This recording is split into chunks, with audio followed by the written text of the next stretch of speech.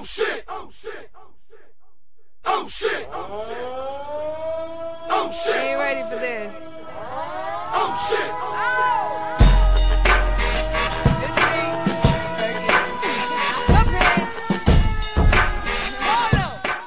What's up, everybody? It is me again, here to bring you, well, it's kind of weird to say again, isn't it? Since this is the first installment of my video movie reviews. So, I saw The Dark Tower today, and that's what I'm going to be reviewing. So, it's kind of hard to figure out where exactly to start with this movie. Maybe I should start by addressing the absolute crucifixion that it's getting from the critics. And I feel like at this point, people are starting to understand that you shouldn't really take critical reviews as gospel anymore. You shouldn't really believe it when a critic says that this is the worst movie of all time or the best movie of all time, because blanket statements like that are kind of just what keep money in their pocket and studios' pockets, and pretty much everyone who stands to gain from them dissuading people from seeing a movie. So I know I know that people are starting to believe this because movies like Transformers still succeed when not even the general public enjoys them, because people kind of have a pack mentality in general. And when a group of people say one thing, a group that doesn't really have a strong opinion one way or the other tends to lean in that direction. So anyway, I just wanted to kind of get into why this movie isn't as bad as they claim, but also just isn't good in general.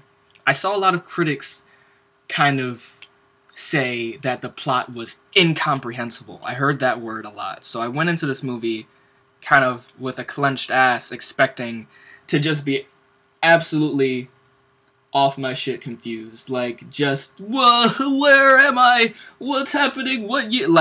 I was expecting to leave that theater like Robin Williams when he first shows up in Jumanji. Like, full beard, hair a mess, wearing leaves and mud, just looking like an absolute crazy person, demanding to know what year it was. Like, that's what I was expecting.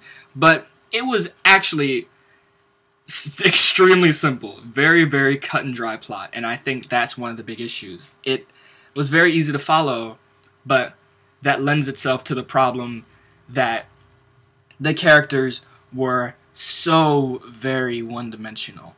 They spelled everything out for you. There was nothing to look into. There was nothing deep about it. There were no levels. There were no layers.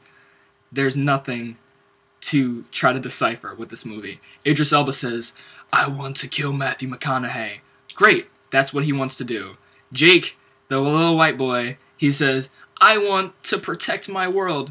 Great, that's it. Matthew McConaughey says, alright, I want demons to take over for no particular reason. Another issue, real quick, they don't ever explain his motivation. He is just one of those villains that I thought were as cliche, like, I want to destroy the world for no other reason than to destroy the world, but that's it. But yeah, so they say these things literally, and that's it. So all the characters are very one-dimensional. The plot is extremely simple, and that's a fault. Another bad thing was that it was so funny, and that's bad because at most of the points it wasn't meant to be funny. But just for whatever reason, certain parts of this movie were just so accidentally hilarious. Me and my friend, she was actually cracking up throughout the bulk of that movie. Just actual, like, stifled laughter because of how funny she found this movie. And just random points. And I can't properly describe why a lot of it was so funny, but it just was. And that's a problem when you're trying to make a relatively serious movie. One big example of that is that you just hear Matthew McConaughey say the word magics a few times in the movie, and it's just quite an experience. I didn't ever expect to hear that, but I did a few times. So, that was that. It's just a very skippable movie. You aren't really gaining much by seeing it. I'm not upset that I saw it, but it wasn't great. The best part about it was its length, and that it was very short. I don't think I could take any more of the movie than what I saw. The second best part was the action. Idris Elba did a great job, put on a great performance. He already has established himself as an action star. He can hold his own very, very well. And scenes where he's putting 39 bullets into a gun in the blink of an eye are just great. I just really got a kick out of those. The village destruction scene that's in this movie is one of the best scenes in the movie. The scene that kind of stole the show in the trailers where he shoots a guy in the head from like a mile away. That was as cool as it was in the trailer. It was probably the best part of the movie. That's really it. The effects were okay. Everyone did an okay job. Matthew McConaughey was like, it took me a while to accept that this was a movie and not just Matthew McConaughey in cosplay, which I guess is a problem, but that's also just because he's Matthew McConaughey, and you just can't escape that when you look and sound how you do. So, I guess that's really it. All that being said, I guess I'm just going to have to clock The Dark Tower in at a 3 out of 5.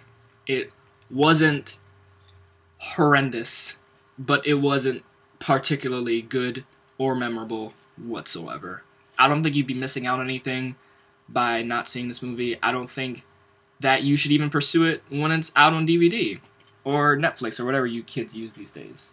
If you have absolutely nothing to lose, no money, wait, hold on, no time, lots of money, then sure, whatever. If you just love Idris Elba, okay, I get it, that's also fine. But, you know, it was okay. It was an entertaining, relatively solid time. I think the problem with this movie and the reason why it's failing is that this has franchise syndrome.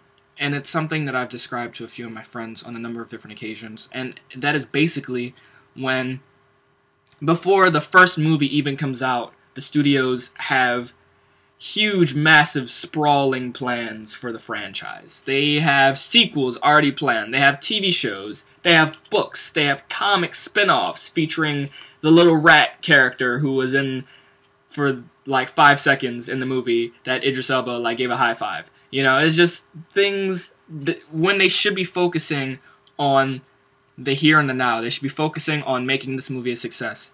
This is why Power Rangers recently failed. This is why the Amazing Spider-Man movies failed. Because they were too focused on expanding a universe that doesn't exist yet. That's why The Mummy failed. Also another recent example. Because it is presenting itself as if it's already in the bag. It's counting its chickens before they hatch, basically. So, at Hollywood, stop that. And maybe we can have some movies that aren't complete disappointments happen.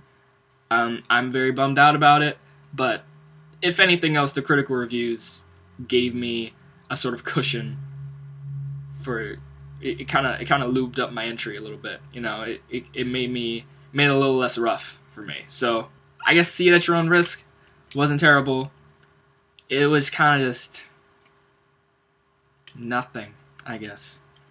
But that's it. Not sure what movie I'm going to be seeing next, but until next time, let me know what you think of this video. Let me know if you have any comments or questions. If you like it, you should give it a like. Let me know that you like it. And subscribe, maybe? I'm probably going to be having some more stuff in the future. So, yeah, look forward to that. That's about it. See ya.